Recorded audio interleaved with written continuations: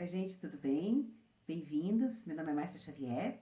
Hoje nós vamos estudar um pouquinho sobre os capítulos 43 a 52 de Alma, que são os capítulos da guerra entre nefitas e lamanitas. Então, são 21 capítulos. Então, do 43 até o final de Alma, a gente vai ver só guerra. Então, um terço do livro de Alma trata sobre guerras. Por que Mormon manteve tantos capítulos sobre guerras no livro de Alma? Então, se a gente for lá para a época de Mormon, a gente vai ver que ele está enfrentando a mesma coisa. Então, ele é o comandante do exército nefita, na última guerra entre nefitas e lamanitas, que vai dizimar a população nefita. E ele tá ali estudando, né, essa liderança que surgiu nessa guerra aqui. Então, estudando como é que Moroni, o capitão Moroni, enfrentou tudo isso, vendo lideranças surgindo como Leí, que incentivava os homens dele, os soldados dele mesmo, sem forças, a conseguir continuar lutando como leões por um ideal justo.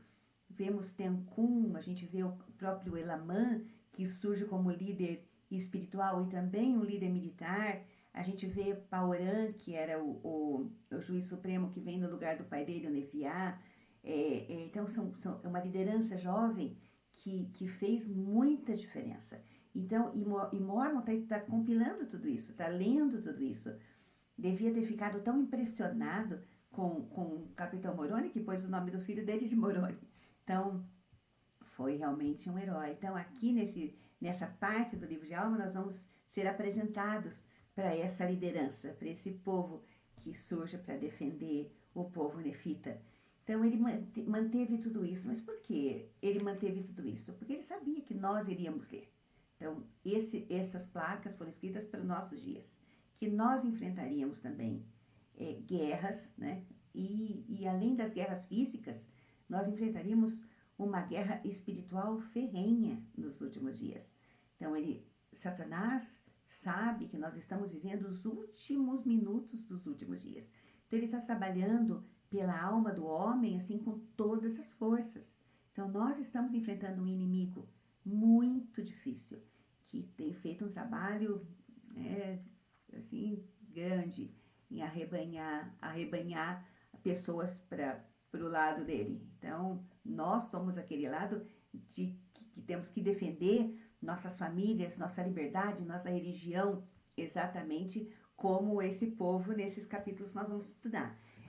Além disso, a gente está enfrentando uma outra guerra hoje em dia contra um vírus que é invisível aos olhos, mas que está tirando, né, deixando famílias enlutadas que perdem seus entes queridos. Além disso, pessoas desempregadas. Então, é uma guerra. Nós estamos vivendo uma guerra, né? Ou entre o bem e o mal, ou contra um vírus, ou o que for. É uma guerra. E Mormon deixou isso aqui. Por quê? Porque nós podemos olhar com os dois olhos quando a gente estuda esses capítulos. Nós podemos olhar com esse lado de ver a estratégia deles na parte militar, né? Eu adoro ler essa parte das guerras, como é que eles conseguiam retomar cidades, surpreender o inimigo. E também podemos ler com esses olhos, como é que essas experiências deles podem me ajudar a minha família espiritualmente, né? Como é que eu posso ficar protegida nesse mundo em guerra contra o mal. Então, tá aí, nós vamos começar a estudar essa parte de alma. A alma começa ali, a gente vê aqui que a alma era muito parecido com a gente, né? Então, aqui no 43.1, já começa falando que a alma não conseguia descansar. Não conseguiu descansar, ele continuou trabalhando, continuou ensinando, continuou pregando. Então, muitas vezes nós somos assim, quando a gente enfrenta um desafio, um problema, nós também não conseguimos descansar, né? A gente quer resolver, a gente vai, a gente batalha, a gente luta para tentar resolver aquilo, assim como a alma fez. Então, eles começam, ele continua trabalhando, continua lutando. E só então, resumindo, por que nós chegamos nesse ponto onde vamos enfrentar, eles vão enfrentar 7 anos de guerra. A gente chegou nesse ponto por algumas coisas que aconteceram mais para trás no livro de Alma. Primeiro, lá nos capítulos 23, lá quando o Amon ensina e converte, né, o povo antinefileíta, e eles acabam saindo, então foram reis, né, os reis e povos, são milhares de pessoas convertidas, que abandonam e vão viver com os nefitas, como nefitas. Então os nefitas dão uma cidade para eles, até protegem, porque o ódio dos lamanitas com esse povo era uma coisa horrorosa, né? Eles eram os traidores, então os lamanitas queriam mesmo destruir o povo antinefilita. Além disso, quando Alma vai pregar para os oramitas, lembra que ele tem sucesso entre a parte pobre do povo? Então, é a parte mais pobre que dá ouvidos à Alma aos missionários que estavam com ele. E ele converte muitos pobres, muitas pessoas. E eles têm que sair de lá porque eles estão sendo ameaçados. Então, eles vão para a terra lá para a terra onde moravam os antinefilitas, que dá abrigo para eles. E os oramitas perderam a mão de obra. Então, os operários, os trabalhadores foram os que foram embora. Então, de repente, eles estão lá, cheio de dinheiro, cheio de coisa, não tem quem trabalhe para eles, porque os trabalhadores tiveram que ir embora, porque estavam sendo ameaçados por acreditar em alma. Então, os oramitas se tornaram lamanitas e o ódio deles pelos nefitas era uma coisa enorme. Então, a gente vê que são dois povos, tanto os lamanitas quanto os oramitas, que tinham um ódio mortal pelos nefitas e vão fazer de tudo para destruí-los. E é assim que começa então essa guerra. A gente já logo no começo, nós vamos ver então que surge esse jovem, né, o capitão Moroni, de 25 anos, liderando esse exército.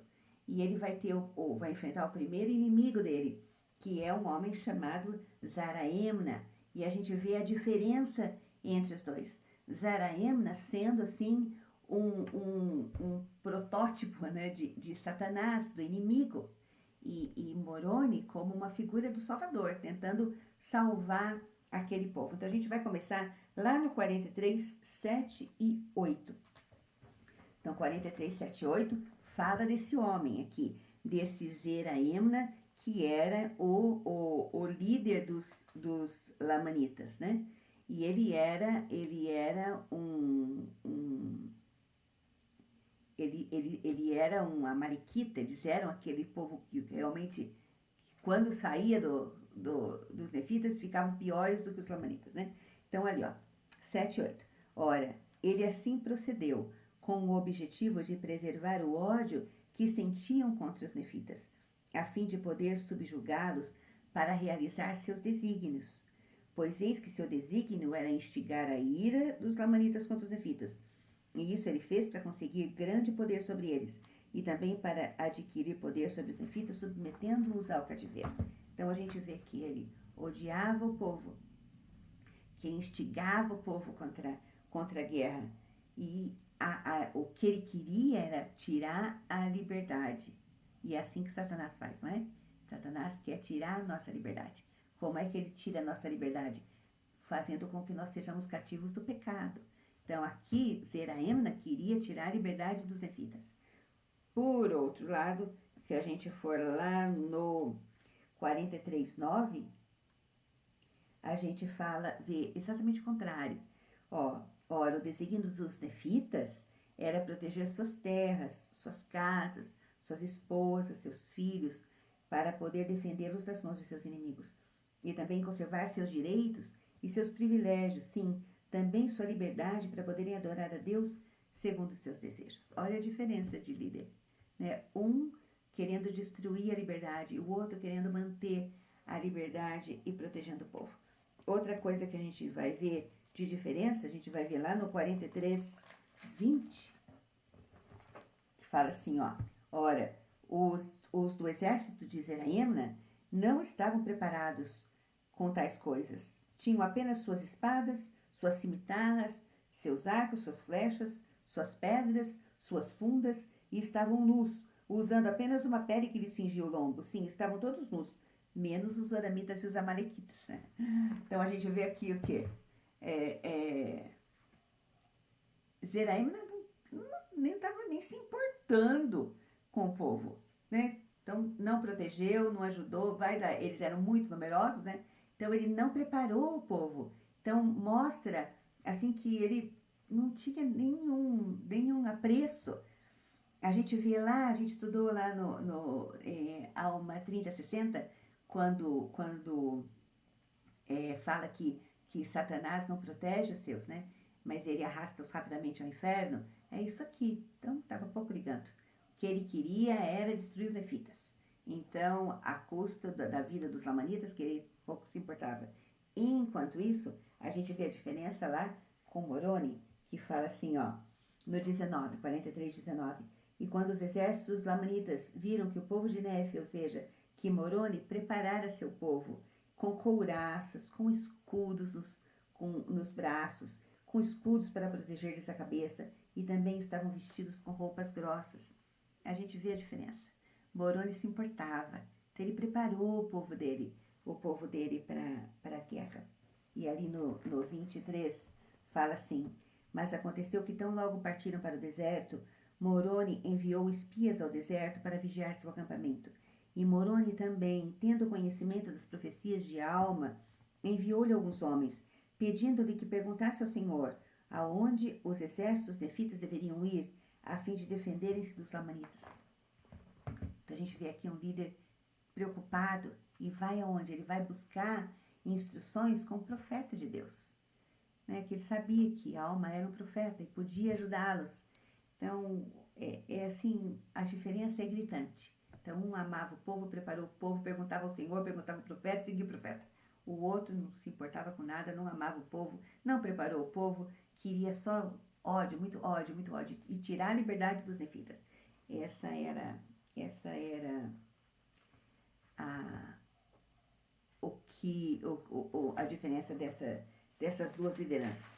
Se a gente for lá no 44, 3 a 5, fala o seguinte, que eles lutam, né? Eles lutam e Zeraemna não consegue vencer, então eles estão sempre uma matança horrível, então a estratégia de Moroni de proteger, seguindo o conselho do profeta, então eles cercam os lamanitas e começam a matar os lamanitas, porque eles não estavam preparados. E aqui então ele fala o seguinte, que quando ele vê tudo isso, ele para, né? Zeraena, ele para e fala para Zeraena, a gente vai parar com a batalha, não podemos sair matando todos esses lamanitas. E ele diz o seguinte para ele, agora, porém, vedes que o Senhor está conosco, e vedes que ele nos entregou em nossas mãos. E agora desejaria que compreendesseis que isso nos acontece por causa de nossa religião e de nossa fé em Cristo. E agora vedes que não podeis destruir esta nossa fé. Olha lá no 5.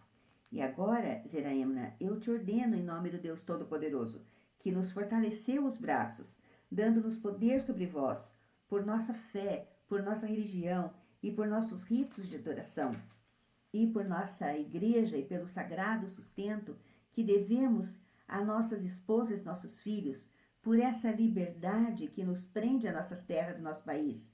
Sim, e também pela observância da sagrada palavra de Deus, a qual devemos toda a nossa felicidade, e por tudo quanto nos é mais caro. Então está ele dizendo assim, não adianta se lutar contra nós vamos ganhar, nós estamos defendendo o que é mais caro para nós, e nós temos fé no Senhor, e o Senhor vai nos proteger. Então, quantas vezes nós enfrentamos nossos desafios dessa forma? Enfrentamos um desafio, né, difícil e olhamos para aquele desafio e falamos, tá vendo, o Senhor está comigo. Então, vê que você não vai conseguir me derrubar, porque eu tenho fé e eu luto por aquilo que é justo. Então, assim fez o capitão Moroni. Lutava com fé, certo?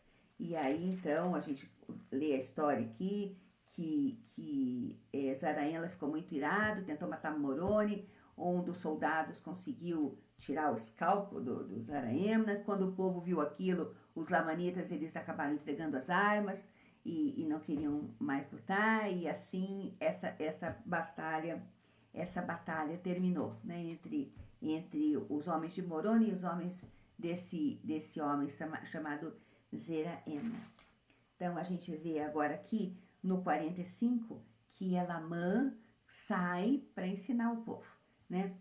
E lá no 45, 20 a 21, diz o seguinte: Então aconteceu que no começo do 19º ano, em que os juízes governaram o povo de Nefe, que Elamã andou entre o povo a fim de pregar-lhe a palavra.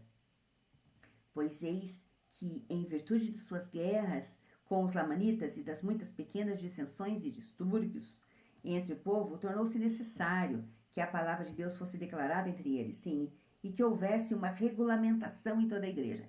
Então, o que acontece? A alma foi embora e nunca mais foi visto, né? Então, aqui diz, lá no 18, no 45, 18, que nada mais se ouviu a respeito dele e de sua morte e sepultura nada sabemos. Então, a alma foi embora. E Elamã, então, vem como sumo sacerdote e líder espiritual. E assim como o pai dele, Elamã sabia que o ensinamento do evangelho podia fazer toda a diferença. Então ele vai, arruma a igreja, regulamenta, né, unifica a igreja, tudo, mas começa uma dissensão entre o povo. Então lá no 45, 23. Então aconteceu que depois de haverem Elamã e seus irmãos nomeados sacerdotes e mestres para as igrejas, originou-se uma dissensão no meio do povo, e não mais eram ouvidas as palavras de Elamã e seus irmãos, e começaram a se tornar muito orgulhosos. Aí vai surgir um outro homem, vai surgir um grande inimigo do capitão Moroni dos Nefitas, chamado Amalequias. Amalequias vai dar trabalho. Então, esse Amalequias vem, né, nesse meio de confusão que está acontecendo entre o povo nefita, e com palavras lisonjeiras, começa a tirar o povo da igreja. Ó, vamos ver lá no 46, 7. E houve muitos da igreja que acreditaram nas palavras lisonjeiras de Amalequias. Por conseguinte, separaram-se da igreja. E assim as condições do povo de Nefe eram muito precárias e perigosas. Não obstante sua grande vitória sobre os lamanitas e seu enorme regozijo por terem sido libertados pela mão do Senhor. Então, Moroni tinha acabado de ter uma grande vitória com esse exército enorme de Zeraena. E agora ele vai o povo nefita vai criar problema dentro da própria casa. Então, ali dentro, dissensões por causa desse homem, esse Amalequias que surge no meio da nação, né? Aí, ó, no 8, 43, 8. Desculpa, 46, 8. Vemos assim quão rapidamente os filhos dos homens se esquecem do Senhor, seu Deus. Sim, quão rapidamente praticam iniquidades e deixam-se levar pelo maligno. E o 9. Sim, e também vemos a grande iniquidade de um homem muito iníquo, que pode fazer com que ocorra entre os filhos dos homens. Então, a gente vê aqui Amalequias e Moroni. A gente viu Zeraena e Moroni. Zeraena querendo tirar a liberdade do povo, não se importava, não preparou o povo, enquanto Moroni fez o contrário. Agora a gente vê esse outro inimigo, chamado Amalequias. E comparando com Moroni, Amalequias usava de lisonja, era extremamente iníquo, então tanto que fala que, tá vendo, Mormon deixa escrito isso aqui, né? A gente vê como um homem iníquo pode fazer tanta destruição entre o povo. E o que esse Amalequias queria? Lá no 46:10. Sim, vemos que Amalequias, por ser um homem de astutos ardis e um homem de muitas palavras lisonjeiras, incitou o coração de muitos a praticar iniquidades. Sim, a procurar destruir a igreja de Deus e a destruir o alicerce de liberdade que Deus lhes concedera, ou seja, a bênção que Deus enviara à face da terra por amor aos justos. Então ele está tentando destruir tudo que era bom, né? Olha Moroni, que Moroni era demais. Aí Moroni vem lá no 46:12. Essa história todo mundo conhece, né? Desde criança a gente ouve essa história maravilhosa do capitão Moroni. Então, aconteceu que Moroni, vendo tudo aquilo que estava acontecendo lá na nação nefita, tinha acabado de ganhar uma guerra, gente, vamos ter paz um pouco, né? Não, chega lá na terra dele e vê essa confusão toda criada por esse homem iníquo. Aí ele fala o que? Ele aconteceu que ele rasgou sua túnica e, pegando um pedaço dela, nele escreveu: em lembrança de nosso Deus, nossa religião, nossa liberdade, nossa paz, nossas esposas, nossos filhos, e amarrou-as na ponta de um mastro e chamou de estandarte da liberdade. E conclamou aqueles que acreditavam naquilo a fazerem a mesma coisa. E aqui fala que eles correram, que aqueles que acreditavam em Moroni foram correndo em resposta àquilo que Moroni estava dizendo. E também rasgaram as suas vestes em demonstração de que eles seriam fiéis àquele estandarte, aquilo que era o mais importante para eles, que era a liberdade, era Deus, a família, né? Lutar por isso. Então, todos nós temos esse estandarte da liberdade, né? Todos nós lutamos para defender a nossa família, lutamos para defender a causa que nós acreditamos, lutamos para defender nosso testemunho, assim como esses homens. E aqui fala que, aqui uma coisa interessante, ó, lá no 14, fala, não, ali no finzinho do 13, fala assim, a fim de que as bênçãos da liberdade repousassem sobre seus irmãos, enquanto restasse um grupo de cristãos para habitar a terra. A gente vai começar a ouvir agora esse termo, né? Cristãos. Porque assim eram chamados todos os verdadeiros crentes em Cristo, que pertenciam à igreja de Deus, e pelos que não pertenciam à igreja. Então ele fala que enquanto houvesse um grupo que acreditasse em Cristo, eles iriam defender a família, a religião, a paz, né? Como Moroni tinha proposto. E aqui falam que os que pertenciam à igreja eram fiéis. Todos os que eram crentes verdadeiros em Cristo tomavam sobre si alegremente o nome de Cristo, o nome de cristãos, como eram chamados em virtude de sua crença no Cristo que haveria de vir.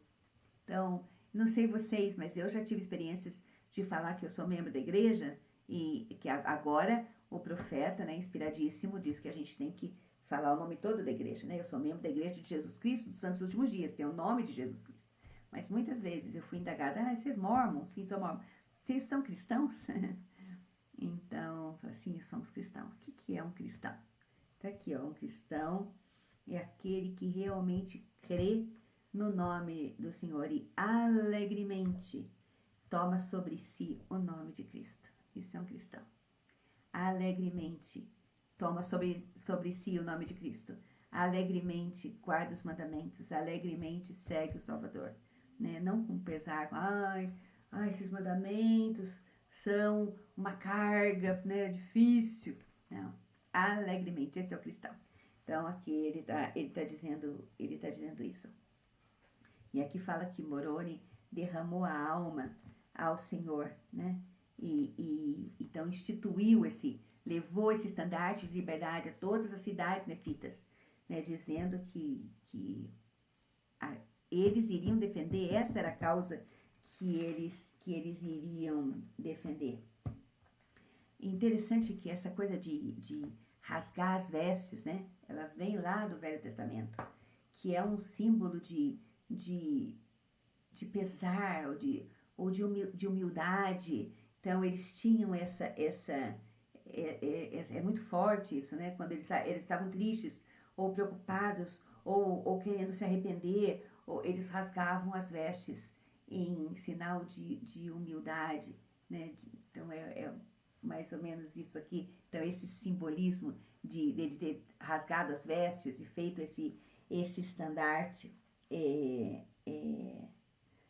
Aqui fala que esses homens que correram jogaram as vestes nos pés de Moroni. Então tudo isso é um simbolismo de que realmente eles iam fazer aquele convênio de defender aquilo que era mais caro para eles. Bom, vamos seguindo. A gente sabe que Amalequias então viu que ele não ia conseguir sucesso lá, que o Moroni tinha conseguido juntar esse povo, né, com esse estandarte que ele fez. Ele então sai e vai para onde? Vai lá para a terra de Nefe. Vai lá com os lamanitas. E quando ele chega lá para os Lamanitas, porque ele era um homem cheio de palavras lisonjeiras, né? Ele então convence o rei dos Lamanitas a irem lutar contra os nefitas. Ele fala, olha, eu acabei de vir de lá, eu sou nefita, eu conheço tudo dos nefitas, eu posso te ajudar a ganhar essa guerra. E o rei dos Lamanitas ficou impressionado, nossa, esse cara é bom, esse cara é bom, eu vou seguir, ó. E aí, o que ele fez? Ele chama o povo dele, o rei dos Lamanitas, e fala, olha, vamos lutar contra os nefitas. Mas eles tinham acabado de perder uma batalha horrorosa. Eles conheciam a fama do Capitão Moroni, conheciam a fama de Elei, eles sabiam dos grandes líderes militares que eles eram e como eles tinham preparado o povo. Eles não queriam enfrentar isso tudo de novo. E agora tem uma das partes que eu mais gosto aqui do livro de Alma, dessa parte das guerras aqui. Que tem um grupo que fala, não, nós não vamos lutar, nós não vamos, né, vamos jogar nossa vida fora. A gente sabe que a gente não tem condições de ganhar. Ó, começa ali no 47:2. E aconteceu que quando a proclamação se tornou conhecida, né, de que eles iriam lutar contra os nefitas, eles ficaram amedrontadíssimos, sim, temiam desgostar o rei, como temiam também batalhar contra os nefitas, receosos de perder a vida. E aconteceu que eles não queriam, ou seja, a maioria deles não quis obedecer às ordens do rei. E o rei ficou furioso em virtude dessa desobediência. Então, o que ele fez? Ele deu a Amalequias o comando da parte do seu exército que obedecia às suas ordens e ordenou-lhes que os obrigasse a pegarem armas. Então ele pegou aquele grupo que seguia o rei e deu nas mãos de Amalequias. Aí desandou o negócio. Amalequias era tudo que Amalequias queria. Um exército para chamar de seu. Então ele vai, o que ele faz? Ele vai até esse lugar onde esse homem, esse líder dos Lamanitas, chamado Leonte, estava com o exército dele. Isso é uma das coisas, das lições mais fortes que tem nesse bloco. Eles vão lá, esse Leonte está em cima de uma montanha com o exército dele acampado, né, fugido lá que não queria lutar. Amalequias chega e manda um recado. Essa parte aqui, ó, no 47. Então, vamos lá. Deixa eu ver onde é que... 47, 10. 47:10. E aconteceu que quando anoiteceu, ele enviou uma embaixada secreta ao Monte Antipas, encarregada de fazer com que o comandante daqueles que se achavam no alto do monte e cujo nome era Leonte descesse ao pé do monte porque desejava falar. Então ele chega lá e fala, vem aqui que eu quero só conversar com você. Aí, quando Leonte recebeu essa mensagem, ele falou, não, imagina que eu vou descer. Ele não ousou descer. Então, a primeira vez que ele foi tentado por Amalequias a descer, ele disse, não vou descer. Aí, Amalequias enviou mensageiros pela segunda vez, solicitando que ele descesse. E aconteceu que Leonte não quis descer. E ele enviou mensageiros pela terceira vez. E aconteceu que quando viu que Leonte não conseguia fazer com que Leonte descesse do monte, Amalequias faz a estratégia dele, ele sobe. Então ele vê, não vou conseguir fazer com que Leonte descesse. Então a gente fica olhando e fala, né, pensando assim, ai Leonte, fica aí, não vai descer, por favor, você fica aí, quietinho no seu canto, a gente já sabe o fim da história. Mas quando Amalequias sobe até o monte e fala para ele assim pela quarta vez, olha, Amalequias, Leonte, vem, né, vem, eu não tô, mas você não tem que descer, eu tô aqui perto de você. Aconteceu que ele falou assim, pedindo-lhe que descesse e trouxesse seus guardas, pode vir, pode trazer os guardas, não tem problema, assim, se você se sentir mais protegido, você traz os seus guardas. Então, Leonte baixa a guarda e vai e desce. E quando Leonte desceu com seus guardas, Amalequias, numa artimanha, né? Ele então propõe que que falou assim, ó, pega o seu exército, que eu tô com o meu exército aqui, a gente desce e nós pegamos e dominamos o exército e tal, e numa estratégia, como ele era cheio de palavras lisonjeiras, ele convence Leonte a fazer isso. Então, depois, eu até anotei aqui, lá em Neemias 6, 1 a 4, aconteceu mais ou menos uma coisa parecida com Neemias. Lembra quando ele volta para construir o templo? E eles ficam falando, não, Neemias, vem para cá. E ele diz, não, eu tenho que ficar aqui porque eu tenho que construir o templo. E 4 vezes tentam tirar Neemias de lá e Neemias não sai. Ele fica porque ele tinha a meta dele, era construir os muros do templo. Então ele não sai, ele fica. Leonte não, Leonte desce. Leonte desce. Uma vez eu tive uma reunião com o Elder Scott, ele foi fazer uma conferência e para os jovens, e eu era líder dos jovens na época, eu fui assistir. E ele fez uma coisa muito interessante. Ele desenhou uma linha e falou assim, ó, essa aqui é a linha que divide o bem e o mal. Então ele pôs um jovem de um lado da linha, e a linha ele falou assim, o mais distante que vocês estiverem dessa linha que separa o bem do mal, mais seguro você tá. O que Satanás faz? Ele sabe que a linha tá ali. E ele sabe que você tá aqui, que você não vai chegar na linha. Mas o que ele faz? Ele fala para você, não, a linha não é aqui. A linha é aqui. E ele muda a linha, mas a linha continua aqui. Então você chega mais perto daquela linha, porque afinal de contas, a linha tá ali, eu tô seguro. Mas você já passou a linha. Porque você acha que aquela linha entre o bem e o mal não é mais aquela que o Senhor desenhou, mas é aquela que Satanás desenhou. E ele assim faz com que você atravesse. Então era mais ou menos isso. Então, Leonte estava lá seguro lá em cima. Mas a partir do momento que ele desceu, mesmo a Mariquias subindo, tá vendo? A linha chegou mais perto. Ele já estava numa zona de perigo. E aí o que acontece? A Mariquias, muito esperta, vai envenenando Leonte aos poucos, até que Leonte morre e ele assume todo o exército lamanita. Então é exatamente assim que acontece. Então Satanás tenta fazer a gente baixa a guarda. Ó, você está protegido, imagina, a linha do bem e do mal não é aqui, a linha do bem e do mal é aqui, você pode chegar mais perto, né? Mas isso não acontece da noite pro dia. Ele vai envenenando a gente aos poucos. Então, uma coisa errada hoje, se você não se arrependeu, ela vai se tornando um pouco mais normal, e assim a gente vai indo e ele vai amarrando, né? E assim foi que a Mariquias, usando de estratagema, estratégia, conseguiu juntar o exército todo nefita com ele. Só que agora ele vai fazer diferente. Como ele já aprendeu que ele era nefita, né? Ele sabia como é que Moroni fazia com os exércitos. Ele então vai preparar o povo dele para essa batalha. E começou então a incitar os lamanitas contra os nefitas. Então aqui, alguns desses capítulos, é a parte que eles vão lutar. Ó, lá no 49, 6, fala o seguinte, ó. Os chefes dos lamanitas haviam suposto, devido à sua superioridade numérica, sim, supuseram que teriam a oportunidade de atacá-los como até então haviam feito, sim, tinham se preparado com escudos e couraças, e também se prepararam com vestimentas de pele, sim, vestimentas grossas para cobrir a nudez. Então, a Mariquias falou, a gente está com um número muito maior e ainda estamos tudo preparado, né? Aí diz assim, no 49:10. Aí eles vão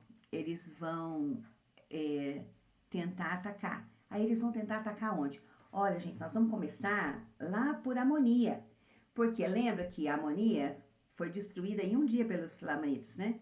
Como profecia de que a alma tinha dito que eles seriam destruídos.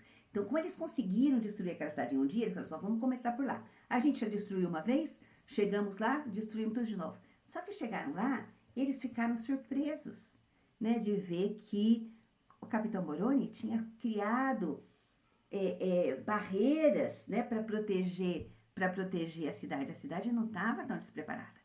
Aí eles olharam, a gente está protegido, nós estamos com um número maior, mas isso aqui não está me cheirando bem.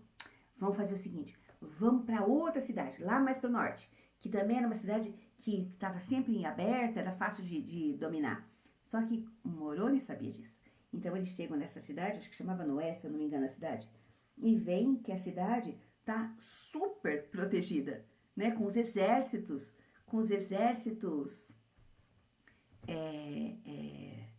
nefitas guardando aquela parte da cidade.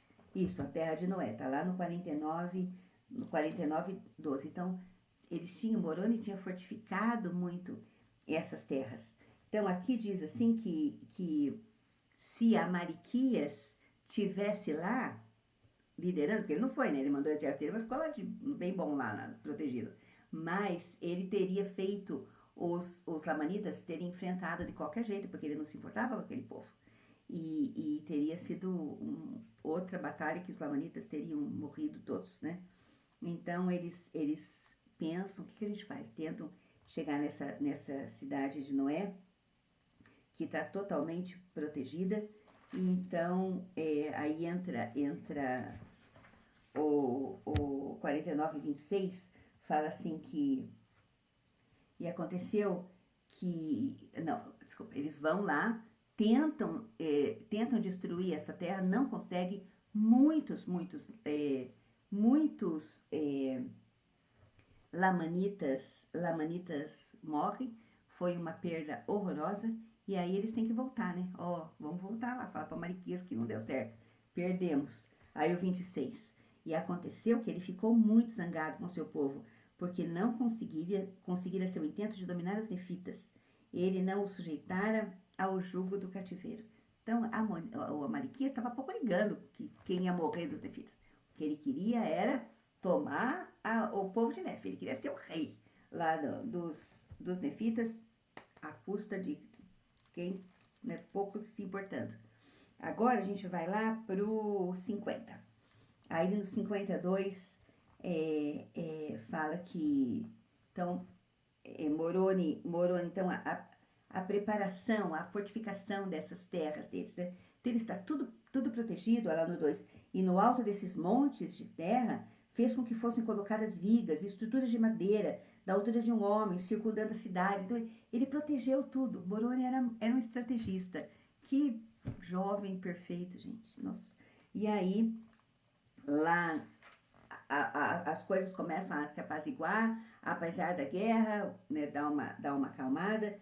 E olha que coisa interessante. Lá no 50:23 fala o seguinte, mas eis que nunca houve época mais feliz para o povo de Nefe, desde os tempos de Nefe, do que os dias de Moroni.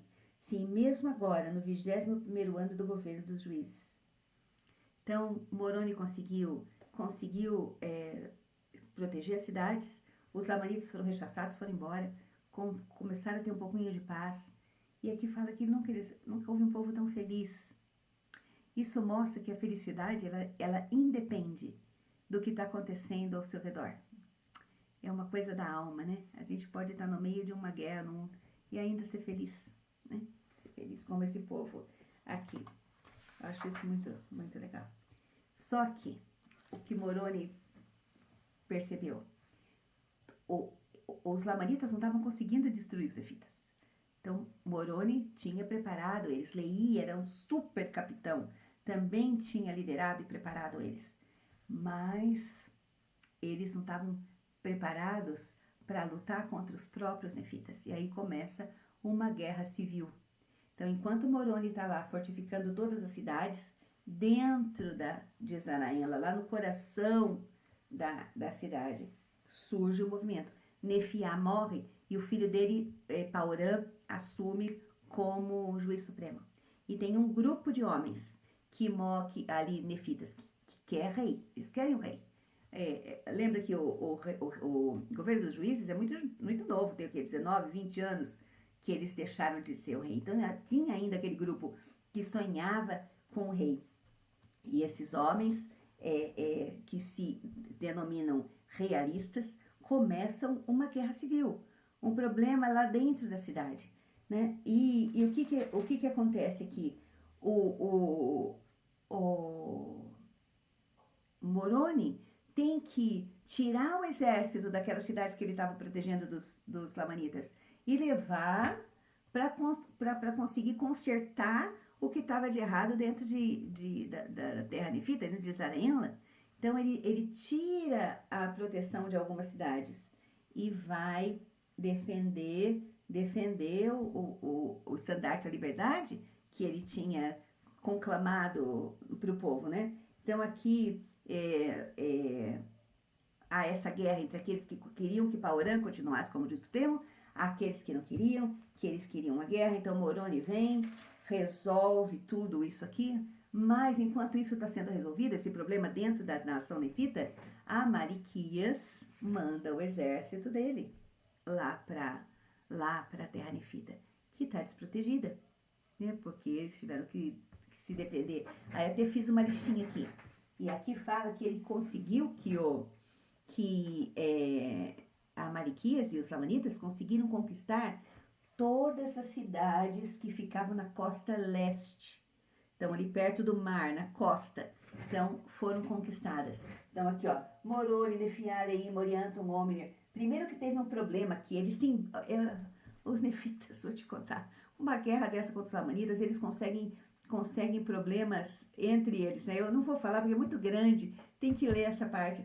Mas aqui tem um problema entre a cidade de Nefiá e Leí, que acham que a cidade de Nefiá faz parte de Leí, Nefiá, e eles brigam e tem que ir lá apaziguar isso também. Então, eles estão tendo muita dissensão entre os lamanitas. E a gente sabe que uma casa dividida não prospera, não é assim? Então, exatamente, uma nação dividida não prospera, precisa estar unido. Aí, então, eles vão pegando todas as cidades. Aí, Moroni manda, então, um capitão chamado Teancum. Ele fala assim, não, deixa isso aqui. Vai defender a abundância, que eles vão chegar lá. Então, Teancum vai proteger a abundância.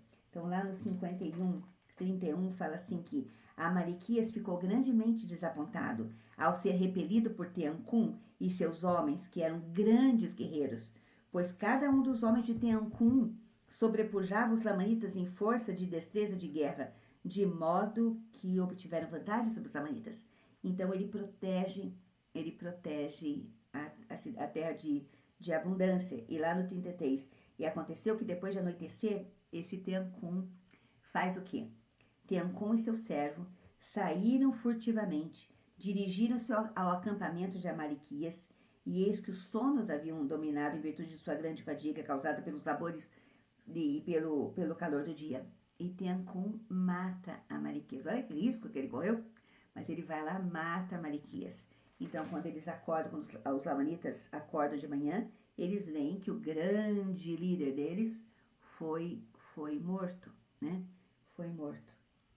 E é uma coisa interessante o que Moroni faz agora. Todas essas cidades foram perdidas aqui. Como é que a gente vai ter de volta? Nós vamos começar com uma.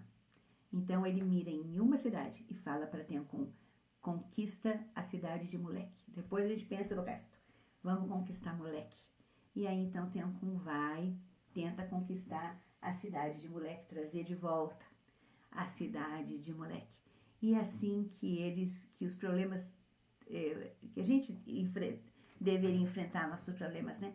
Se a gente tem alguma dificuldade, tem alguma dificuldade para guardar mandamentos, escolhe um. Vamos trabalhar nesse aqui. Essa é a parte fraca, vamos fortalecer essa parte. Quando essa aqui estiver boa, vamos passar para outra. E assim foi que Moroni foi fazendo. Vamos mirar em uma só. O nosso foco vai ser a cidade de Moleque. Vamos proteger aquela parte. Então, nosso problema é esse mandamento? Vamos trabalhar nesse mandamento. Vamos fortalecer. Nossa família, problema da nossa família. Divisões internas, vamos resolver. Divisão interna destrói famílias. Vamos resolver com amor e trabalhar ali para fortalecer. Então, é assim que Moroni, o capitão Moroni fazia. É isso. Tem tanta coisa para ver, mas nós vamos ver agora quem vai entrar para liderar os lamanitas. As guerras vão continuar, mas tem muitas coisas que a gente aprende aqui, né? Que a gente aprende que nós precisamos buscar a ajuda do profeta para saber como levar, como fazer, lidar com os problemas, assim como o Capitão Moroni fez. Temos que fortalecer nossas famílias, nossas fronteiras, nossos perímetros, né? Fortalecer o centro da nossa família. Quando tem um problema, se o problema é muito grande, foca em um pequeno, resolve aquele, aí parte dali para os outros. Assim como o Capitão Moroni, eu sou fã do Moroni. Aliás, o livro de alma é sensacional, né? E assim terminam esses capítulos. A gente vai ver no próximo, né, aquele grupo de jovens maravilhosos que vão trazer uma coisa que faz toda a diferença, que é esperança. Né? Vão levar esperança para o exército, e com essa esperança eles conseguem vencer as batalhas deles. É isso. Boa semana, espero que todos fiquem bem e a gente se vê mais tarde, tá bom? Abraço para todo mundo. Tchau, tchau.